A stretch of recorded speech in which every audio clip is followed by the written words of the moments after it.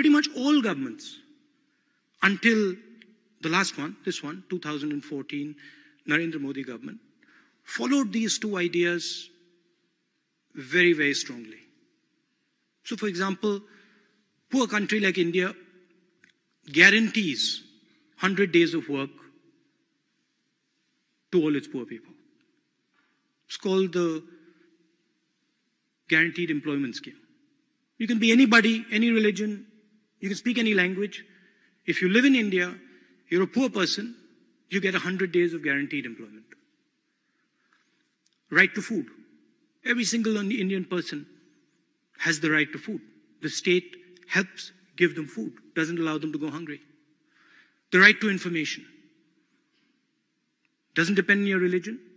Any Indian person can ask their government about what is going on. And I can take you back a few years, bank nationalization, designed to give credit to many more people.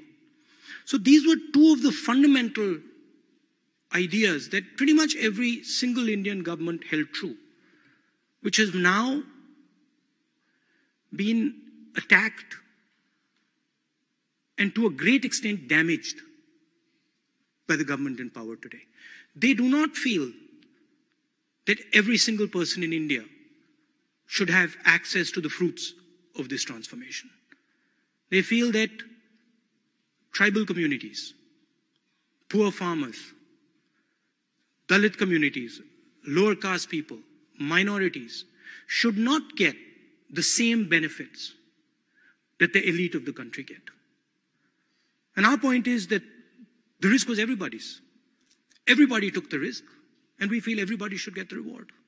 The other thing they've done is they've started attacking the support structures that were designed to help certain groups of people. Very recently, a law that protected the Dalit community from violence was scratched down. The right to food was weakened. The right to guaranteed employment weakened. And all the money that used to go into these schemes is now going into the hands of very few people, the largest corporates in the country. But that's not the only damage they've done. There's something much more significant and dangerous that the government has done. This transition that took place on an informal economy, took place on the back of millions of small and medium businesses that allowed people from the villages to come to the cities, to do a job for a couple months, and then go back to the village. They acted like a shock absorber. A couple of years back, the Prime Minister demonetized the Indian economy. He basically said that 1,000 rupee and 500 rupee notes would be worthless. And he destroyed the cash flows of all these small and medium businesses. Millions and millions and millions of people who worked in the informal sector were left unemployed. I want to give you a sense of the scale of this. China produces 50,000 new jobs every 24 hours. In the same amount of time, in the same 24 hours, India, a country that is approximately the same size as China, produces only 450. And they didn't stop at demonetization.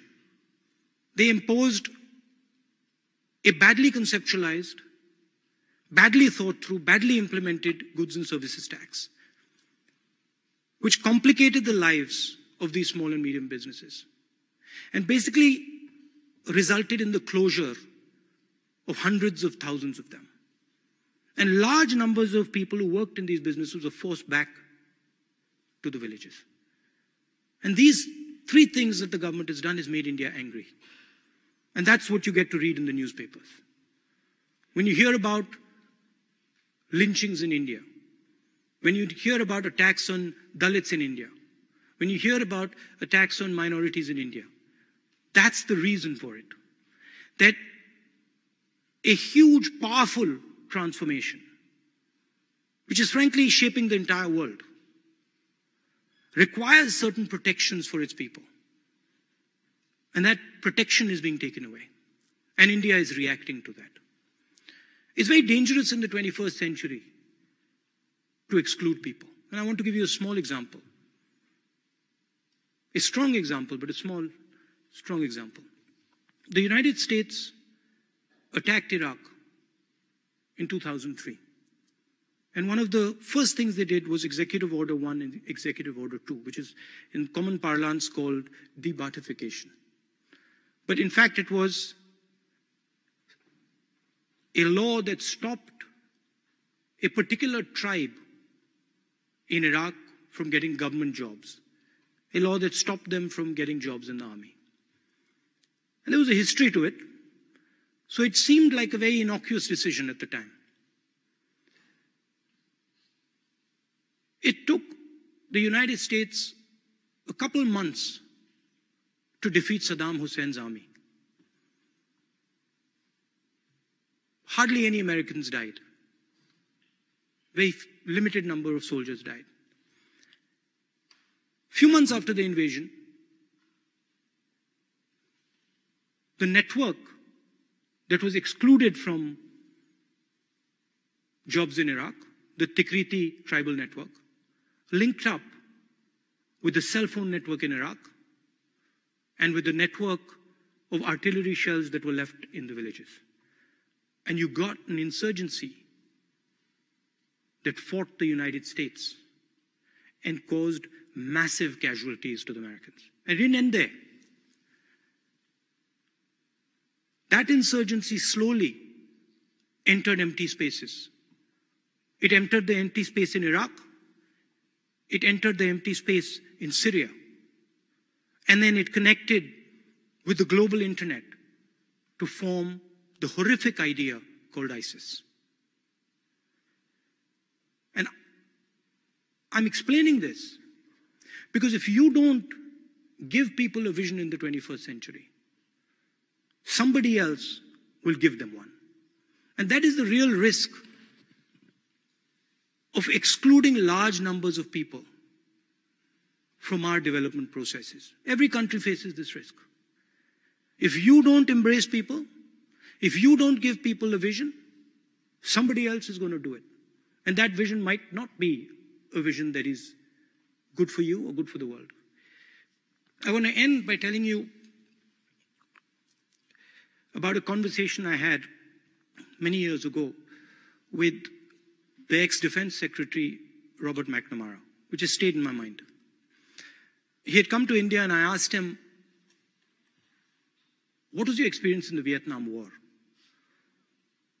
What was your takeaway from the Vietnam War? And he said to me, you know, Rahul, during the war, we used to talk to the Vietnamese. I used to talk to the Vietnamese generals. And we spent a lot of time talking to them. But we never listened to each other.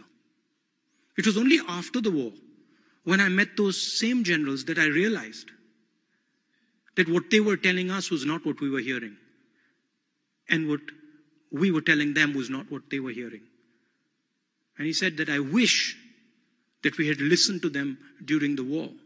We would have saved many, many lives. And I think that's what is important in the 21st century. You can disagree with somebody, but in a connected world, you have to listen to what they're saying, where they're coming from. As I said recently, hate is a choice. I can fight you, I can take you on, I can compete with you, but hating you is something that I actively have to choose to do. And I think hate is a dangerous thing in a connected world. So what we do in India and the Congress Party, we work with our people, we bring them together, we try and carry as many of them as possible in this transition. And we find that when you actually go and listen to people, and they might be very different than you, they might have a different cultural background than you, they might speak a different language. But when you actually start listening to people and try to understand where they're coming from, you can get a hell of a lot done. So I'd like to end my talk by telling you that I think there is a lot of hatred in the world today, but there is not enough listening. And I think listening is something that is very, very powerful. So thank you for coming here.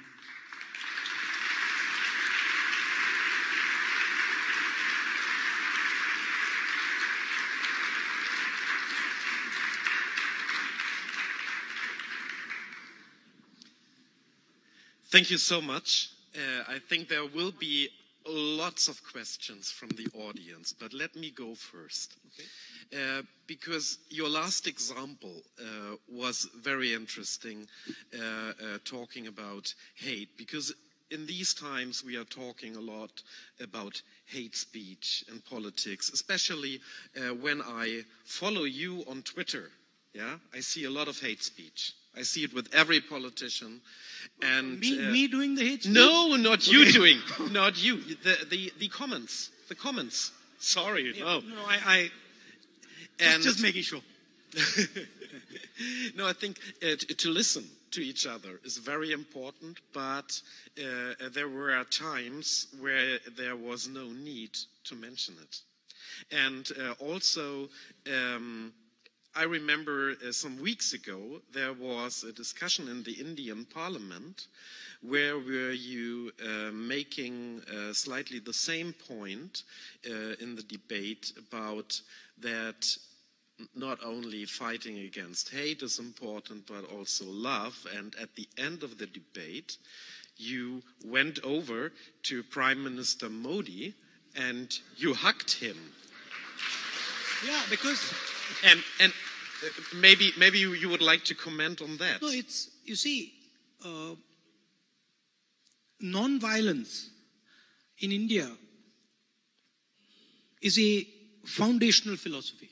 It's a foundational philosophy of our nationhood. It's a foundational philosophy of our entire history. That's the essence of being Indian, is to be non-violent. And the basic idea is this, that if someone hates you, that is something that they're doing. Hate is, it is their internal emotion, it is their reaction to the world. Responding to their hate with hate is quite foolish. It's not going to solve any problem. And you're in full control of how you respond to things. The only thing really you control is how you respond to things. So when the Prime Minister was making sort of hateful remarks at me, I was feeling that I needed to go in, give him a hug and tell him the world is not such a bad place and it is not all evil out there, and that there are many people who actually have a lot of affection, and I give him a hug. Thank you. Now he didn't like that. He didn't like that because no, Gandhiji actually wrote it. You see, he said that the only way you can counter hate is through love. You can't counter hate with hate because it just increases the hate. And when I actually went and showed affection to the Prime Minister, he was taken aback. He was upset by it. But it works. It really does. Also, it was quite unusual and a real surprise, and I also think a real surprise also to the members of your own party, wasn't it? Yeah, they were a bit, some of them didn't like it. Some of them told me later that, you know, you shouldn't have hugged him. But I disagreed. I said, no. I think the conversation, not only in India, the conversation on in the whole world, somehow people think that by hating other people, you'll get a solution. And I've seen in my own life that you simply won't get a solution. The only solution is through conversation. The only solution eventually is by talking to people and showing them that you understand where they're coming from. So then let's see how much love we will get from the questions of the audience. So, as I mentioned, we have participants of this year's Bucerius Summer School with us from 33 different countries from all over the world. But I would like to bring in not only participants, but also members of the audience as well. I would like to start with a member of our participants. Over there, Noura, please. Thank you so much for this. Am I allowed to walk up and down? Or? Yes, of course. Oh.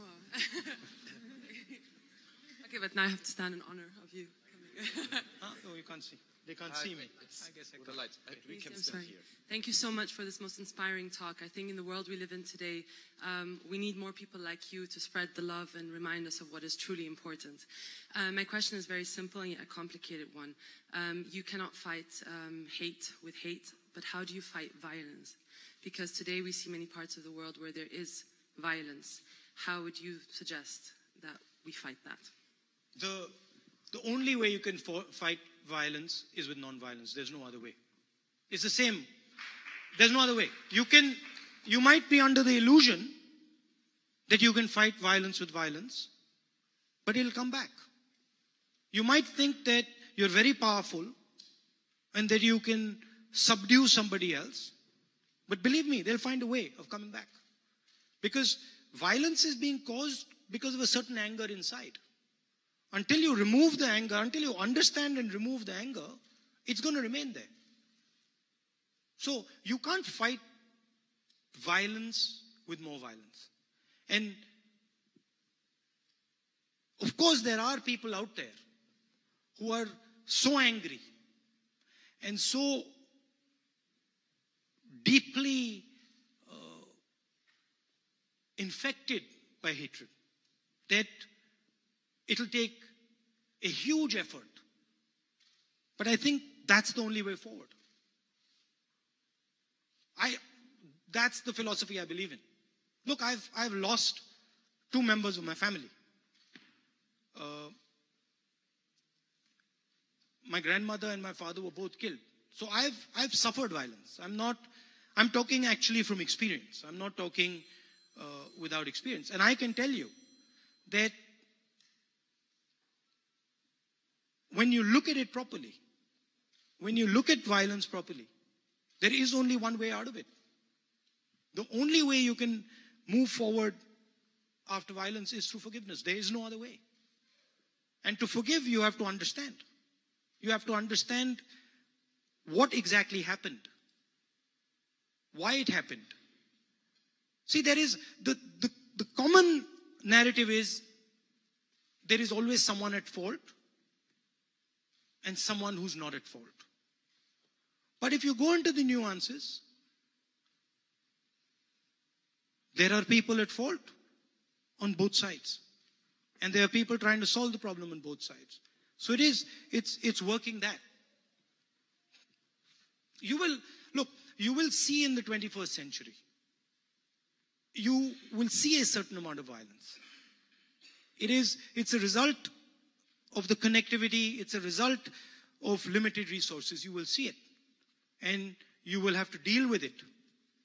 But the way to deal with it is to actually listen, is to actually, at least from your side, act non-violently. And people think that this is weakness. A lot of people think that if I react non-violently to your violence, this is weakness. But in fact, this is strength. So the next one would be Melanie. And I can... It's okay? Thank you very much for your inspiring talk. You said you would also talk a little bit about India and the world, and spoke about like the more domestic political issues. Can I interrupt you? Yes. I just want to answer. I just want to put a last answer to that, because it didn't. I needed to close that. See, my father was killed by a terrorist. Okay, he was killed in 1991. In 2009, I saw the person who killed my father lying in a field in Sri Lanka. Okay? And I called up my sister and I said to my sister, Priyanka, this is very strange, but I'm not happy. I should be celebrating that the person who's dead is the person who killed my father. But somehow I'm not happy. And she says, you know what, you're right, I'm not happy either. And the reason I wasn't happy was because I saw myself in his children. So I realized that him lying there actually means that there are kids like me who are crying. And he might have been a bad person, he might have been an evil person, whatever you want to call it. But the violence that was done against him was impacting others, like it had impacted me. So, if you want to truly get into it, you have to understand the person who's being violenced's perspective. You have to understand where that person is coming from. And if you go deep into it, you'll find that there is something that has triggered that violence. It's not just a random event. Some action, some violence done against him or her has triggered it. Sorry.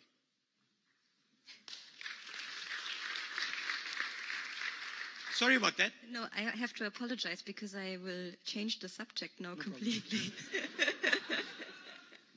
Yeah, coming from a very personal experience, even though it's not so personal, I would say, to a more global question. I mean, in the past 2 weeks, we spoke a lot about the future of the liberal world order and who are the allies on a global level. And I mean, you've also attended Bucerius Summer School, so I mean, I think you're very well aware of what we could have debated about. I have the notebook. I still have the notebook. Yeah. So where do you see India's role in the future when it comes to international relations? I mean, it's part of the BRICS countries and at the same time part of the IPSA countries, like the more democratic emerging markets. And I'm not so sure about which role India is going to play in the future. And I mean, from your party perspective, what role would you want India to play in the future? I think there are a couple of potential visions out there. There is a American vision. There is a European vision. There is a Chinese vision. There is an Indian vision. There is a Islamic State vision. I mean, there are a bunch of visions that are competing. India has a relationship, strategic relationship with the United States. And India has a very deep set of ideas that we share with them. Democracy, freedom, etc.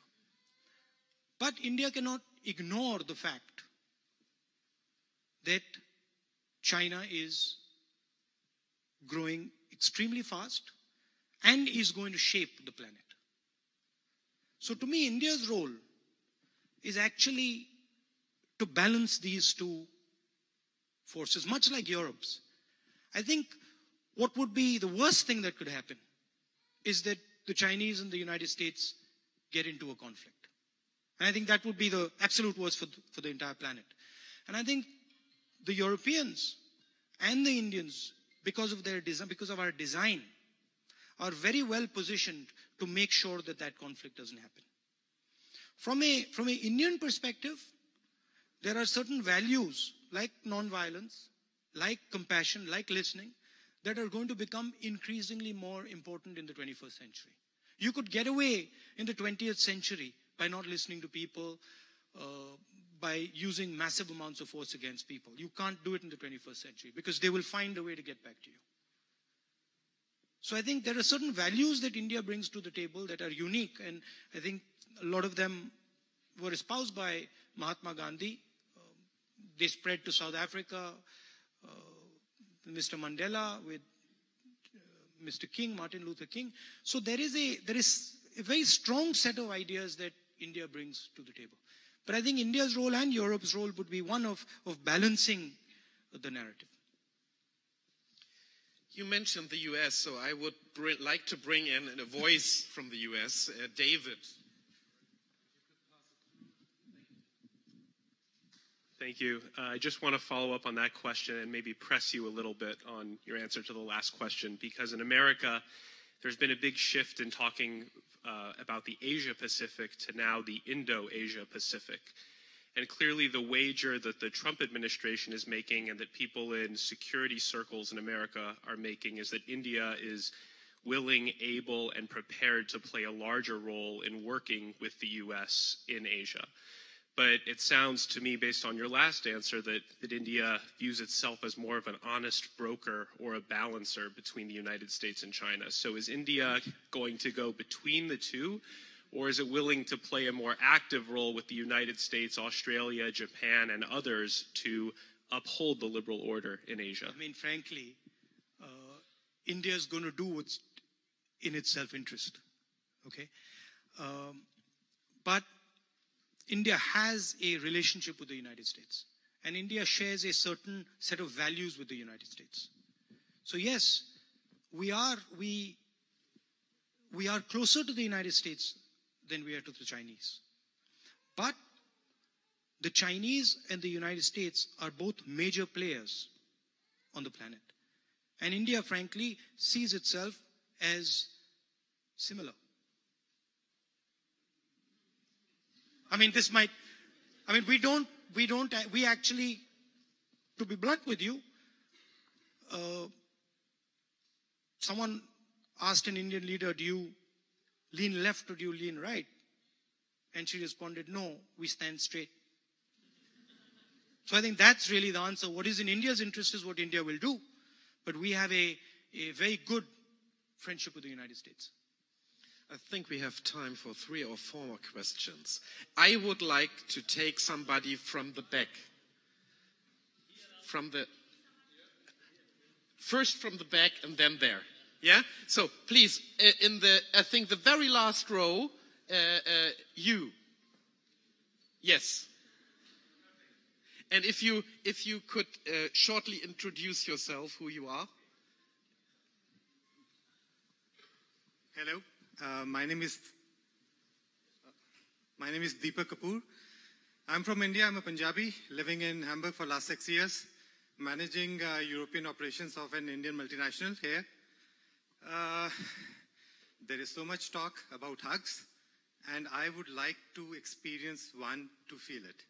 Sorry, would you like to experience? One to feel it. You would like to experience one to feel it. Oh, okay, there's no problem. Now or later? The opposition guys in parliament, they're very careful of me now.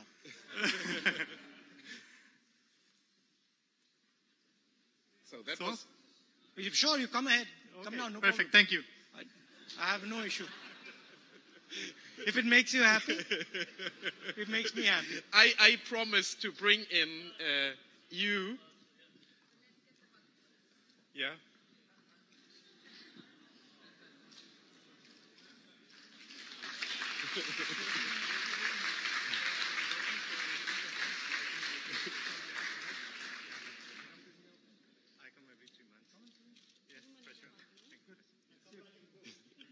Thank you. So, over here, and if you could also introduce yourself. Okay, Deutsch, English. My name is Luba, and I'm from Moldova, but here I am writing my PhD. My master thesis was about advertising in India. It's about advertising in India. And I have also advertising, yes. And it's a big pleasure to see you live because I wrote also about you and your family. Okay, I have also to apologize because I would like also to switch the topic. And as you know, nowadays we have a big discussion about refugees from Syria, Iraq, in Germany, and also in Europe. And maybe you have some kind of piece of advice for German politicians, for European politicians. What have they do to make the situation much better, to help people, and also not because Germans, some groups of Germans are very, I would say, not happy because of this politics. And if we talk about hate and life, maybe you have some piece of advice. And maybe you can say, what would you do if you were, for example, the Chancellor of Germany? Well, I'm nobody to advise, frankly, the Chancellor of Germany or the German people on how to deal with their problems. But I can make 1 or 2 observations.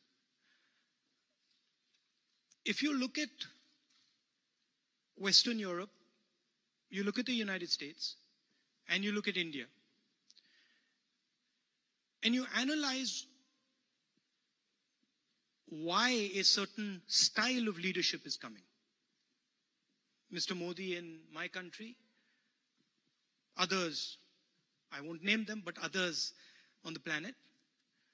The reason is that whether it is India or Europe or the United States, we are unable to give jobs to our blue collar, the sort of non-white collar person in our countries. And so there is frankly, a failure in job creation. Put bluntly, we are being outcompeted by the Chinese. And that is creating a lot of anger in society.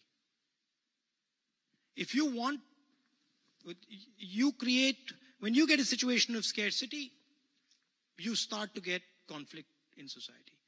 And to me, a lot of the conflict that is taking place in India and a lot of the conflict that is taking place in Europe and the United States is because people here are concerned that the vision that brought them to this point is not going to take them over the next 10, 15, 20 years.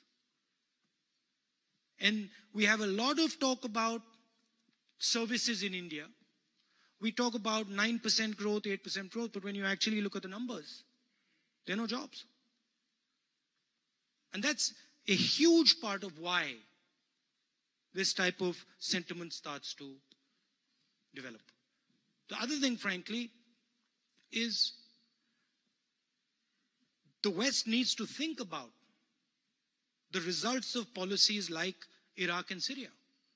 It needs to be careful when it goes in without understanding the consequences, without understanding the dynamics, the tribal dynamics, without understanding the societal dynamics in these societies.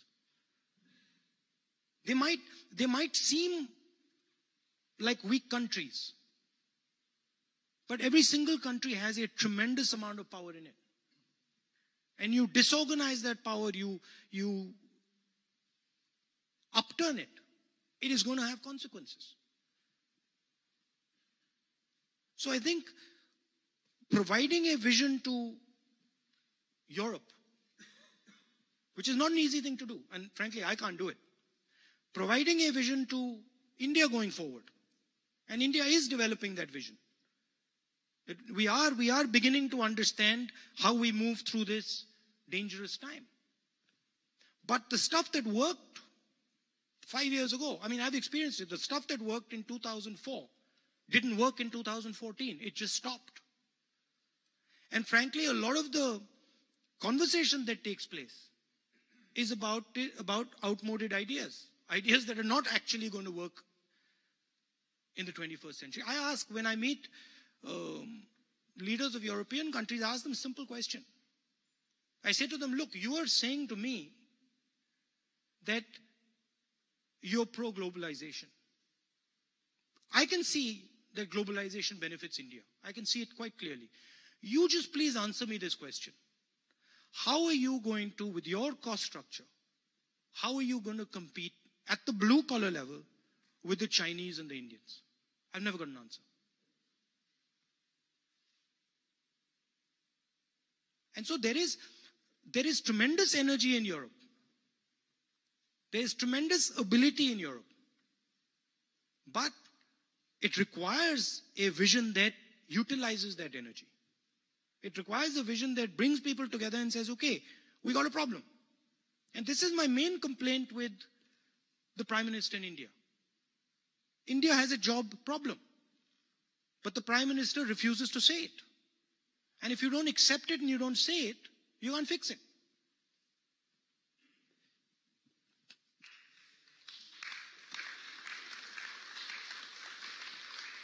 First of all, I apologize in advance. I think half of the audience wants to ask you a question. If we would do that, you need to stay for another 2 weeks. Before I take somebody from that side, I would like to go to this side and give the word to not only long-time editor-in-chief of Die Zeit, Theo Sommer, but also the founding dean of the Bucerius Summer School. Nice to see you. Nice to see you. And before you ask, I ask you, when was the first time when you traveled to India? In which year? 1961. Wow. 67. It was a conference of the International Institute of Strategic Studies in London. And your mother talked to us, your grandmother talked to us, sorry. Well, I have a question. Thank you. Here in Germany, all we talk about is about the Chinese century. And people have a feeling that India is limping far behind. So my first question is, are you catching up? And when will you have caught up? And my second question, what do you see for the future? There are problems between India and China. You have border skirmishes all the time. What is the line? Is it communication, cooperation, coexistence, or is it going to be confrontation and conflict? Thank you. I don't think, well, I hope it isn't conflict. Because a conflict between India and China, or a conflict between China and the United States, is something that not only India, but I don't think the world can afford that. So I don't think it's going to be conflict. I think it's going to be a mix of the other things that you said. I think it's going to be strategy. It's going to be cooperation sometimes. It's going to be pushing back other times. So I think you're going to get a mix of that. The other idea that you said, who's winning the race? Now, this makes it sound that there is something, there's one thing that we're racing towards. But that's not how it really is.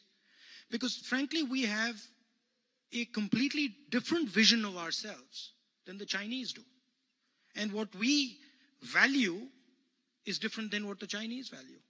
So it's a completely different set of things that we are actually fighting for.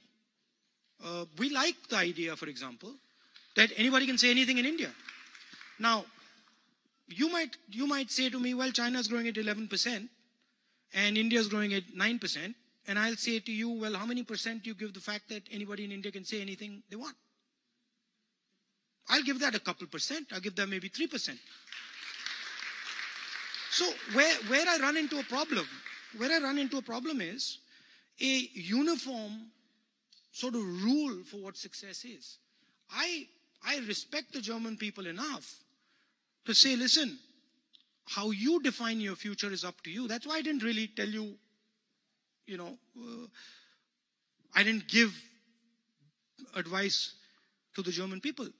I can't give really advice to you because it's your vision of the world. It's what you have to do. And you will make certain compromises that maybe I won't make, and I'll make certain compromises that you won't make. So it's not this reductive sort of, are you winning or are you losing? This is frankly 20th century stuff. 21st century is we're both winning. We're trying to win here, and I think you can win there.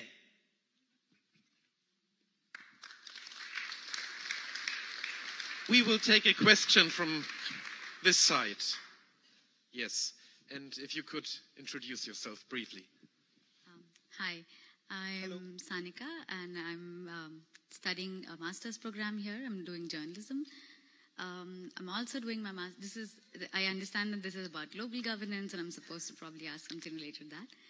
But my question is a little more towards introspecting about India from your thoughts. I'm doing my master's thesis on the Me Too movement, and I'm sure you must have heard about it or know about it.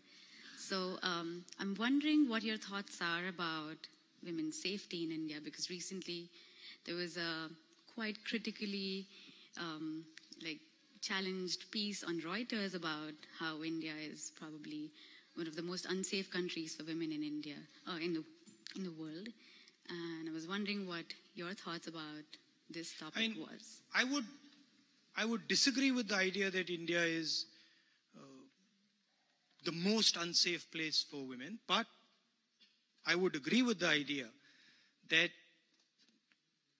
the treatment of women in India leaves a lot to be desired. I think there is a huge amount of violence against women in India. A lot of it is visible, a lot of it is on the street. Huge amount of it is invisible, you never see it. It happens in houses. Women never talk about it. I think it is a cultural issue. It is an issue of how Indian men view Indian women. And I think it requires a huge amount of work to fix that problem. That's one component of it. The other component of it is that the level of violence in India, for the reasons I explained earlier, is increasing. And whenever the levels of violence increase, the people who are weakest bear the biggest brunt. So the fact that violence is increasing dramatically in India, women are actually getting a huge share of it. I think it is a tragedy. I think that is the single most important thing that India needs to do, is change the way its men view its women. And I think that is something that frankly is going to take a huge effort, but it is the duty of every single Indian to do it. But Sorry, go ahead. But probably from a policy-oriented or as a policy perspective, a couple of things. When I look at political parties, I don't see women representatives. When I look at the House of Parliament, when I look at legislators, I don't see the amount of women that I should. Because if you don't put women in positions of power, you won't shape the laws. You won't get their voice into the system. So I do a lot of work to try and get women into the system, to try and get women into the Congress party, and try and get women into the Lok Sabha, Rajya Sabha, Vidhan Sabha. We are championing right now a bill of reservations for women in Parliament. So that should be a big step going forward. And there's a lot that can be done on the policy side. And there's a lot that, frankly, has been done. Even at the lower levels in the elections, places are reserved for women. But at the end of it, it is a cultural issue as well. It is literally the way the Indian male views the woman. He has to start viewing her as an equal. He has to start viewing her with respect. He has to start treating her with respect. And I'm sorry to say that he doesn't.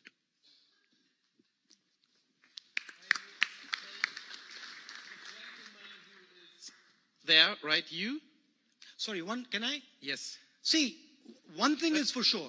Can we get that the mic over there? You simply cannot build a successful country if you do not involve its women in building it. And that there, if you ask me, where, you said, are you winning the race? That's a race I'd really like to win. I'd give that a lot of weight. So now the mic is over there. Good evening, Mr. Gandhi. Good evening. My name is Richard Mantosh. I'm a lawyer from Kolkata originally. I'm studying my master's degree in law in Hamburg at present. So I had a very simple question. I've been trying to come up with intelligent questions, but the fact that you did already mention about China filling 50,000 jobs a day versus India filling 450 jobs a day. If next year, inevitably, the elections will have results next year, and your party is the largest party and will form the government, would you, as the president of your party or the leader in Lok Sabha, would you speak about population control in India? Because India's population is going up. It's not being controlled. There is no population control. There's no family control measures. People are speaking about Swachh Bharat. There's a lot of talk going on, but nobody's walking the talk. So would you do that next year, sir? Well, couple of things when you break down the issue of population. What you notice is that in the states that are doing well, population growth is stabilizing on its own. It is the states which are not doing well economically, which are Uttar Pradesh, Bihar, Madhya Pradesh, where population is an issue. Second thing is, I don't view it so much as population. I view it much more as productive people. I don't have a problem with 1.3 billion people if they're educated and if they're in the workforce. I do have a problem if they're not educated and they're not in the workforce. They're not connected to the global economy. So I don't subscribe to the idea of the sort of harsh population measures that the Chinese did. I'm much more laissez-faire when it comes to these things. On the jobs, I'll give you 2 minutes. Jobs are only going to be created in India through small and medium businesses. And if you look at the amount of money that our small and medium businesses get, you look at the amount of support our small and medium businesses get from the banking system, from the political system, it is minuscule compared to the amount of support that the top 15, 20 businesses get. So if you want to start competing with China and India, if you want to start competing and start creating jobs in India, you have to look towards small and medium businesses. And frankly, that's something that we can learn from the Germans, who have such a system and have shown the world that it can be extremely successful. Thank you. Thank you so much, Rahul Gandhi. Am I done? We are already much over time. Okay. And so thank you so much for this wonderful talk and discussion with the audience. And I am so sorry for the huge amount of people here that couldn't raise their questions. I'm really sorry, but as you see, our time is limited and there were so many others who wanted to speak. Sorry. Thank you. Thank you very much for giving me your time. It's been an honor. Good night.